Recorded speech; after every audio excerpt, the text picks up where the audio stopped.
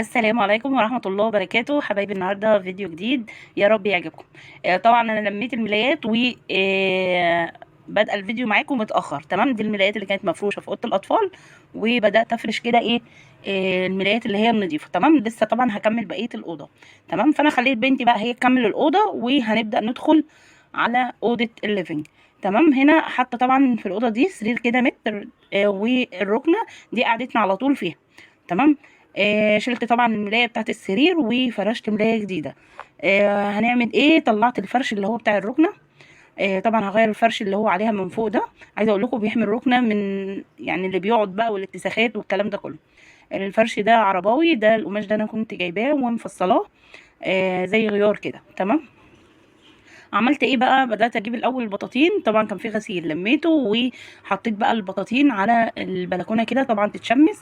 وطبعا السجاد ده هيتشال، وهنبدأ بقى نظبط الدنيا وننفض الشبابيك ونشوف هنعمل ايه. هنبدأ نعمل ايه؟ هبدأ بس اخلع الاول الاكياس بتاعه المخدات اللي على الركنه دي لانها كانت متوسخه جامد، وناخد الملايات اللي احنا خلعناه من على السرير. واول حاجه كده هحطهم في الغساله عشان عقبال انا ما يعني مروق تكون هي اتغسلت. اول حاجه كده بحط في الغساله الرابسو وبحط شويه كلور.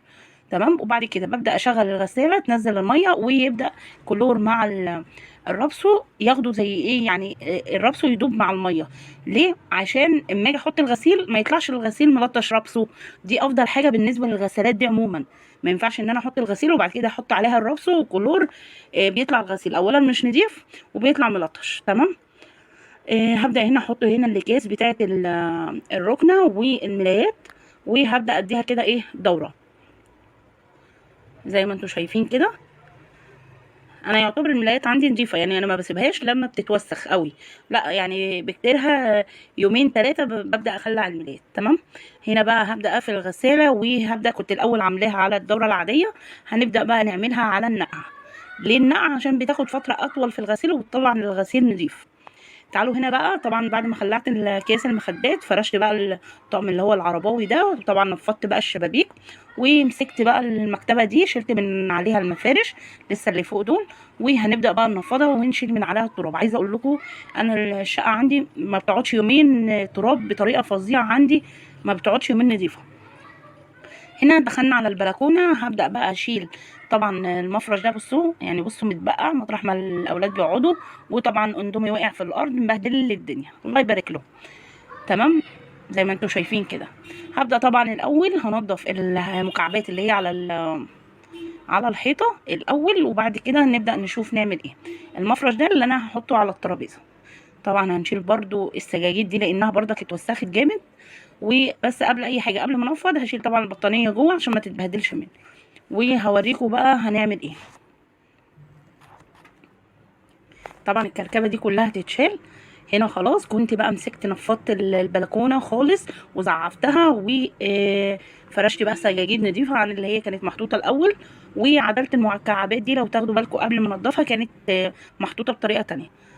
تمام. وعملت ايه كمان؟ لميت الترابيزه. انا عايزه اقول لكم ما كنت فرداها كانت واخده مساحه كبيره من المكان. قلت دي على قد مثلا لو حد هيقعد يشرب كوبايه شاي ولا اي حاجه. وحطيت الشلته دي هنا برضك اللي حابب يقعد في الارض. البلكونه بقت واسعه، واللي حابب ان هو يقعد هيقعد براحته. بالنسبه للبطانيه دي انا بخليها على طول على البلكونه كده، لان دي اللي بناكل ونشرب عليها. اما بنيجي ناكل بفرشها وبلمها احطها تاني. تمام. دي كده اول حاجه معايا. الدولاب ده لو حد سالني يعني ليه حطاه في البلكونه، ده الدولاب ده عاملاه لابني. حاطط فيه هدومه، والدولاب التاني اللي في اوضه الاطفال ده للبنات. تمام. برضو العجله دي ربنا يسهل هصلحها وهخليها برضو لبنتي يعني تستخدمها وكده، هي لسه ما صلحتش. تمام. وده كده شكل البلكونه. هنبدا بقى نخش على الاوضه. ادي شايفين لسه يا دوبك بس فرشت الدنيا فوق، لسه تحت بقى. تمام. هنبدأ بقى نشيل اي حاجة كده على الارض وبعد كده نعملها بالمكنسة. هنا بقى كنت خلاص الكيس بتاعت الركنة نشفت وركبتها. وهنا بقى باقي الغسيل اللي انا كنت الاول لما طبعا مخليها على روقان كده خلص بس، وبعد كده هطبقه واحطه في مكان. وده كده شكل الأوضة بعد ما خلصت. تمام. هنا طبعا انا ما فرشتش اللي هي المفارش اللي على الارفف، قلت تغيير يعني مره هعملها بمفارش ومره هعملها من غير مفارش. هنا بقى اوضه الاطفال بعد ما برضك مروقناها تمام اهو زي ما انتم شايفين الدنيا رايقه وما فيش اي حاجه. طبعا الكتب اللي هناك دي بتاعت ابني، طبعا لسه هيرصها بقى هو في الدرج بتاعه. وتعالوا بقى نشوف مع بعض هنعمل ايه. ماشي الفيديو ده إيه كان قبل ما اروق تمام، يعني مش بعد ما روقت بهدلت الدنيا كده، لا الفيديو ده قبل ما اروق تمام. كنت جايبه شويه كده من الليفت، طبعا انتوا عارفين ان الليفت اليومين دول رخيص جدا ومعدن ان احنا نخزنه، وانا متعوده بقالي كذا سنه ان انا يعني اجيب الليفت ليمون حاجات زي كده بحب اعملها في البيت. هنا طبعا كنت قطعته وكنت جايبه حوالي بتاع 10 كيلو، عملوا شنطتين حلوين كبار كده. وبدات بقى اقطعهم تمام. طبعا بقى وانا قاعده بقطع لازم اشغل قناه ماسبيرو.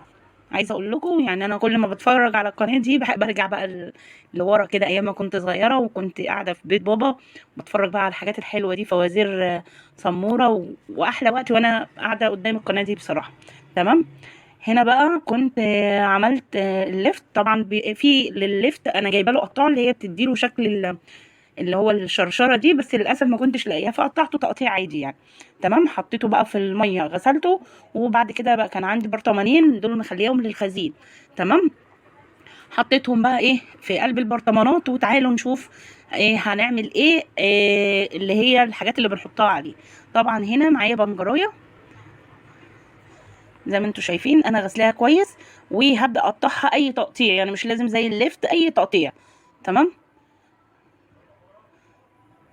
زي ما انتوا شايفين كده منجريه حلوه كبيره كده، وبدات اقطعها وهبدا بقى اجيب الطبق وهحطه احط طبعا البنجر فيه تمام كده. هنبدا نحط ايه بقى، هنحط ملح، نحط كميه كده حلوه من الملح يعني كميه كده محترمه، لان طبعا المخللات هي اساسا الملح هي اللي بتسوي الحاجه تمام. هحط كميه حلوه كده، وبعد كده هحط بتاع حوالي يعني نص كوب نص معلقه سكر وشويه كده من الخل. بعد كده هنعمل ايه، هبدا بس ادوبهم كده مع بعض، وبعد كده هبدا اجيب ميه سخنه كنت طبعا محضراها في الكتل، وهبدا انزل على البنجر وهبدا ادوب الكلام ده كله بقى في بعضه تمام.